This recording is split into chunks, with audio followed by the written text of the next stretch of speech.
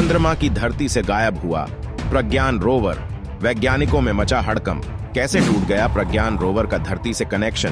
क्या है इसके पीछे का रहस्य? चंद्रयान 3 को चंद्रमा पर 14 दिन तक रिसर्च करने के लिए भेजा गया था, लेकिन 10 दिन के बाद ही चंद्रयान अचानक से कहां गायब हो गया?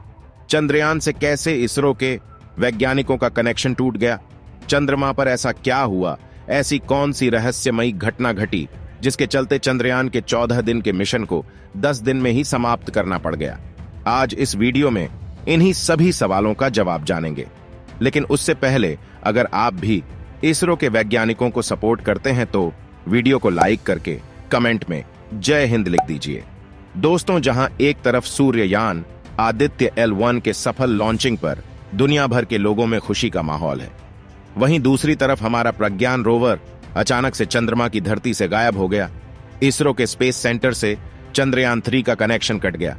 चंद्रयान 3 को 14 जुलाई 2023 को हरिकोटा के सतीश धवन स्पेस सेंटर से सफलतापूर्वक लॉन्च किया गया था। 40 दिन के लंबे सफर के बाद चंद्रयान 3 23 अगस्त को 6:04 पर चंद्रमा की धरती पर लैंड करके इतिहास रच दिया था। भारत चंद्रमा पर सफलतापूर्वक लैंड करने वाला दुनिया का चौथा देश बन गया। लेकिन हमारा चंद्रयान 3 चंद्रमा के साउथ पोल पर लैंड करने वाला दुनिया का पहला देश है। चंद्रमा का साउथ पोल बहुत ही रहस्यों से भरा पड़ा है। अभी तक चंद्रमा के साउथ पोल पर किसी भी देश ने जाने की हिम्मत नहीं की थी। यह चंद्रमा का वह भाग है जहां पर घोर अंधेरा छाया रहता है और चंद्रमा का यह भाग पृथ्वी से दिखाई नहीं पड़ता है। रात में यहाँ का टेम्परेचर -240 डिग्री सेल्सियस तक चला जाता है, वहीं दिन में भीषण गर्मी रहती है। चंद्रमा के साउथ पोल की सतह बहुत ऊबड़ खाबड़ है और बहुत बड़े बड़े क्रेटर यानी गड्ढे हैं। कुछ गड्ढे तो इतने बड़े हैं कि जिसमें हिमालय पर्वत भी समा जाएं। वैज्ञानिकों का मानना है कि इन बड़े बड़े गड्ढों में एलियन जैसे खतरनाक जीवों का निवास हो सकता है। चंद्रयान 3 को ऐसी खतरनाक जगह पर लैंड कराना इतना आसान नहीं था, लेकिन भारत के वैज्ञानिकों ने वह करके दिखा दिया जो आज तक अमेरिका, चीन और रूस भी नहीं कर पाए थे। भारत से पहले चंद्रमा के साउथ पोल पर पहुंचने के लिए रूस ने अपने लूना 25 को 11 अगस्त को लॉन्च किया था।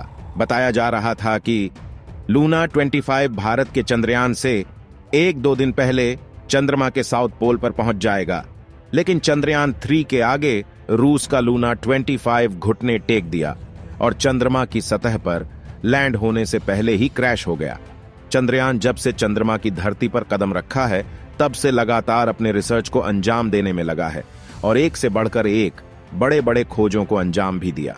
लैंडिंग के 4 घंटे बाद प्रज्ञान रोवर विक्रम लैंडर से बाहर निकलता है। रोवर की इस शानदार एंट्री को आप देख सकते हैं कैसे हमारा प्रज्ञान रोवर धीरे धीरे विक्रम लैंडर से बाहर निकल रहा है। बाहर निकलकर रोवर ने अपने नेविगेशन कैमरे की मदद से चंद्रमा की धरती की एक ऐसी तस्वीर भेजी जिसे दुनिया आज तक नहीं देखी थी। यह चंद्रमा के उस भाग की तस्वीर है जहां पर आज तक न किसी ने जाने की हिम्मत की थी, न कोई गया था। लेकिन हमारे चंद्रयान 3 ने चंद्रमा के उस भाग को दिखाया जिससे दुनिया अभी तक अनजान थी। प्रज्ञान रोवर चंद्रमा की धरती पर मून वॉक करते हुए अपने पहियों से अशोक स्तंभ और इसरो के लोगों को चंद्रमा की धरती पर छापते हुए आगे बढ़ रहा है। प्रज्ञान रोवर ने लगातार 10 दिनों तक अपने कार्य को जारी रखा, जिसके दौरान प्रज्ञान रोवर को बहुत सी मुश्किलों का सामना करना पड़ा।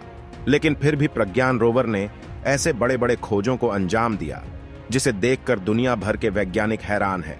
आज ऐसे ही कुछ रहस्यमयी खोजों को देखेंगे जिसे खोजने के बाद प्रज्ञान रोवर चंद्रमा की धरती से गायब हो गया।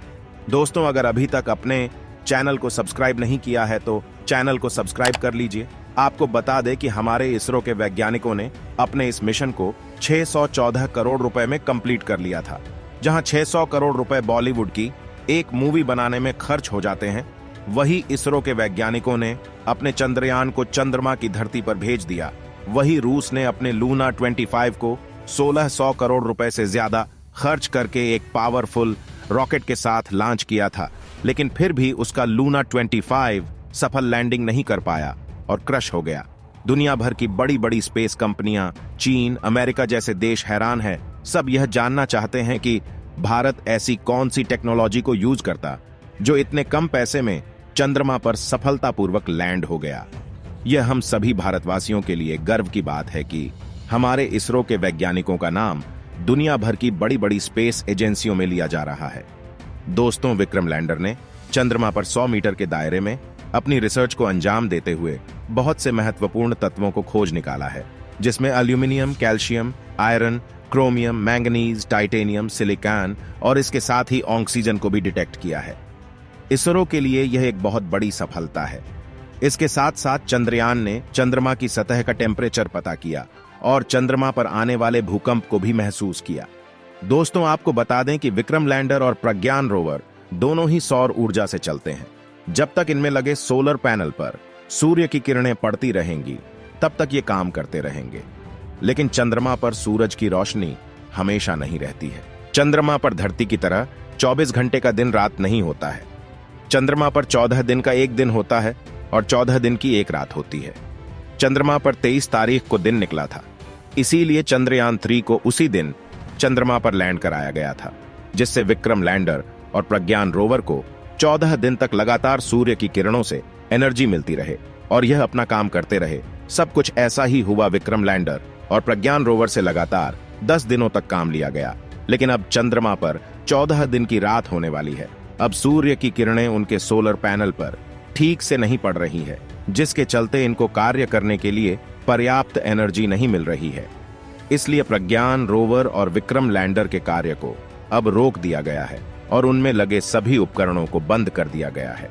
इसरो ने ट्वीट करके बताया कि अभी तक प्रज्ञान रोवर और विक्रम लैंडर को जितना काम दिया गया था, उन्होंने सफलतापूर्वक उन सभी कामों को कर लिया है। अब इनको एक सुरक्षित जगह पर पार्क करके इनके उपकरणों को बंद करके इन्हें स्लीप मोड में डाल दिया गया है, जिससे उनकी बैटरी फुल चार्ज रहे और 14 दिन बाद जब फिर से चंद्रमा पर सूर्य निकले तो इनसे संपर्क किया जा सके। प्रज्ञान रोवर और विक्रम लैंडर ने अभी तक जितने भी डाटा को कलेक्ट किए थे, सभी को सुरक्षित इसरो के स्पेस सेंटर पर भेज दिया गया है।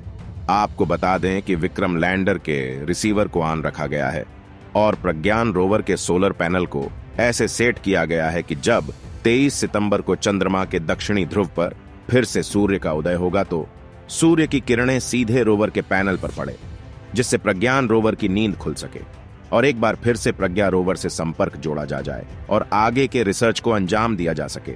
लेकिन आपको बता दें कि जब चंद्रमा के दक्षिणी ध्रुव पर रात होती है तो वहां का टेम्परेचर बहुत कम हो जाता है। टेम्परेचर -200 डिग्री सेल्सियस से भी नीचे चला जाता है।